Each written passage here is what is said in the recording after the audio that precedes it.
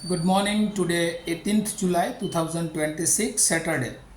Wisdom of word of God morning ડિવોશનમાં આપ સર્વનો આવકાર કરવામાં આવે છે અને પ્રેમી સલામ પાઠવવામાં આવે છે. આજે સવારે નીતિવચનોના પુસ્તકમાંથી એનો 16મો અધ્યાય અને એની 21મી કલમ પર પ્રભુનું વચનમાંથી આપણે ટૂંકું મનન કરવા માગીએ છીએ. અને પ્રભુનું વચન આપણને આ પ્રમાણે કહે છે, જ્ઞાની અંતઃકરણવાળો માણસ સાણો કહેવાશે અને મીઠા કૂતોથી વિદ્યાની વૃદ્ધિ થાય છે. Proverbs chapter 16 verse 21 NIV Bible પ્રમાણે, the wise in heart are called discerning and pleasant words promote instruction. અને આ પ્રભુનું વચન છે. અને સુલેમાન જ્ઞાની જેના પોતાના ફર્સ્ટ કલેક્શન ઓફ સોલોમન વિઝડમના જુદી જુદી બાબતો આપણને શીખવે છે. અને એમાં ખાસ કરીને રોજિંદા જીવનમાં જે વ્યવહારિક શિક્ષણની આપણે જરૂર હોય છે, રોજિંદા જીવનોમાં સૌથી વધારે જો અગત્યની કોઈ બાબત હોય તો આપણું બોલવું, બીજા અર્થમાં વાણી, વક્તૃત્વ એ બહુ મહત્ત્વની બાબત છે. કારણ કે બાઇબલમાં ઘણી બધી જગ્યાએ જીભ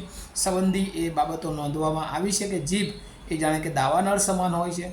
જો એને યોગ્ય શબ્દો દ્વારા બોલવામાં ન આવે તો એ જાણે આગ અથવા તો બીજાઓના જીવનને એ નુકસાન પહોંચાડી શકે છે. પણ શબ્દો એ જે બાઇબલ અને બાઇબલ કાઉન્સેલિંગની જે દ્રષ્ટિએ જોઈએ તો શબ્દો એ સારવાર આપી શકે છે, બીજાના જીવનને ઉત્તેજન આપી શકે છે, બીજાના જીવનને એ બચાવી શકાય છે. અને એટલા માટે બહુ શબ્દો એ બહુ મહત્ત્વના છે. અને આજે આપણે જે શીખવા માગીએ છીએ એનું થીમ અથવા ટાઇટલ જો જોઈએ તો સ્પીચ કમ્પિટેન્ટ, એટલે કે સમર્થ વ્યક્તિત્વ અથવા તો સમર્થ વાણી. હવે આ સમર્થ વાણી શું છે?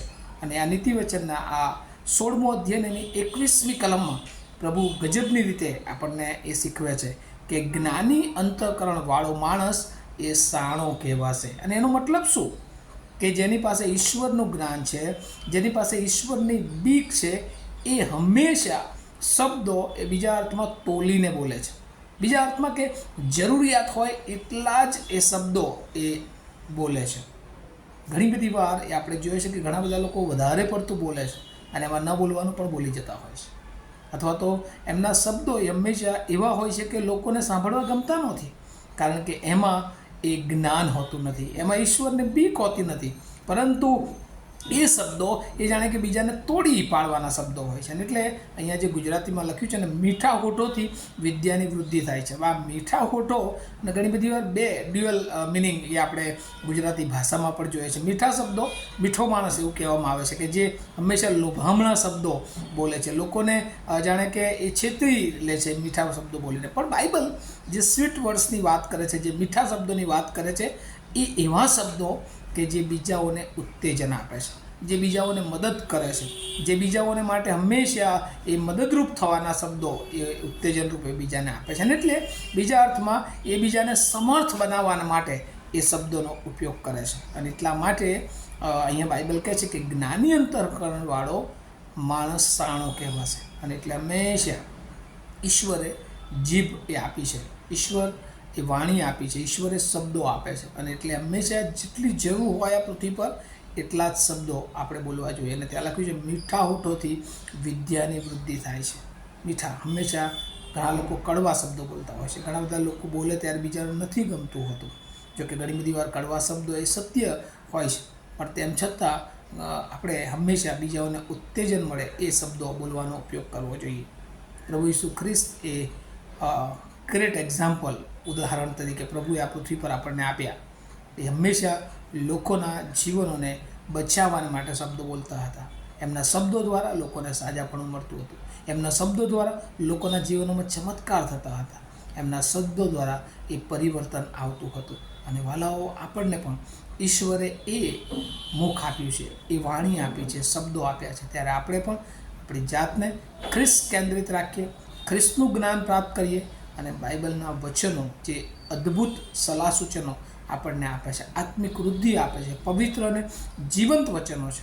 અને એના આધારિત જ આપણે આપણા જીવનના દરેક ક્ષેત્રોમાં જ્યારે પણ શબ્દોની જરૂર પડે ત્યારે આપણે એ શબ્દો બોલીએ કે જે હંમેશા પોતાની જાતને ઉત્તેજન આપે અને બીજાઓને પણ ઉત્તેજન આપી શકે. અને આ શબ્દો દ્વારા ઘણી બધી વાર આપણે લોકોના જીવનો એ બદલી શકીએ છીએ. પ્રભુએ આપણને એ હૃદય આપ્યું છે. હંમેશા જ્યારે પ્રબોધકોની વાણી જોઈએ છે કે ત્યારે એમના માટે વપરાતું હતું કે દેવનું મુખ, નો મિક્સિંગ, જે દેવે કીધું છે એ સહજ શબ્દો લોકોની સમક્ષ પ્રગટ કરતા હતા અને લોકોના જીવનમાં પરિવર્તન આવતા હતા.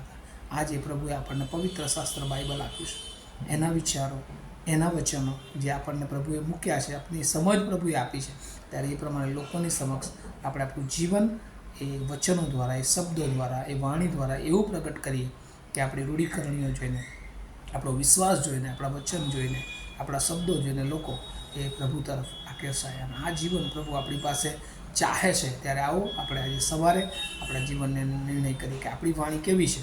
આપણે બોલીએ છીએ ત્યારે લોકોને ગમે છે, અથવા તો આપણે બોલીએ છીએ ત્યારે લોકો આપણાથી દૂર જાય છે. આપણે કેવી રીતે લોકોને શબ્દો દ્વારા સારવાર આપીએ છીએ. આવો આપણે આપણા જીવનને પ્રભુની સમક્ષતામાં લાવીએ અને આપણા શબ્દો એ ઈશ્વરે બહુ મહત્ત્વના શબ્દો આપે છે. ત્યારે જ્ઞાની શબ્દો, જ્ઞાની અંતઃકરણ, મીઠા શબ્દો કે જે આપણા પોતાની વિદ્યાની વૃદ્ધિ થાય અને આપણા જીવનો દ્વારા ઘણા બધા લોકોને એ જ્ઞાન પ્રાપ્ત થાય, એ હેતુને માટે પ્રભુ આપણું જીવન ઉપયોગી બનાવે, એ મારી પ્રાર્થના અને શુભેચ્છા છે. આવો આપણે પ્રાર્થના કરીએ. અમારા જીવંત અને દયાળુ ઈશ્વર, આજે સવારે પ્રભુ અમે ઘણી બધી વાર એવા શબ્દો બોલીએ છીએ, એવી વાણી બોલીએ છીએ કે લોકોને પ્રભુ અમે ઠેસ પહોંચાડીએ છીએ. પણ આજે સવારે તમે અમને શીખવ્યું છે કે મારા શબ્દો એ મીઠા હોય, સત્યતા હોય એમાં, અને પ્રભુ એ બીજાને સારવાર આપનારા હોય, બીજાઓને ઉત્તેજન આપનારા હોય, એવા શબ્દો બોલીએ અને મારા જીવનોમાં અમારા જ્ઞાનની વૃદ્ધિ કરીએ. સાથે સાથે ઘણા બધા જીવનોમાં પ્રભુ તમારા વચનો અમે શીખવી શકીએ. અમે અમારા જીવનો અને અહીંયા સાંભળનાર દરેકને પ્રભુ તમારા સમર્થ હાથોમાં મૂકતા મારી પ્રાર્થના ઈસુ પ્રભુના નામમાં સાંભળો અને તેનો સ્વીકાર કરો. Amen. Have a nice day to all of you. Thank you.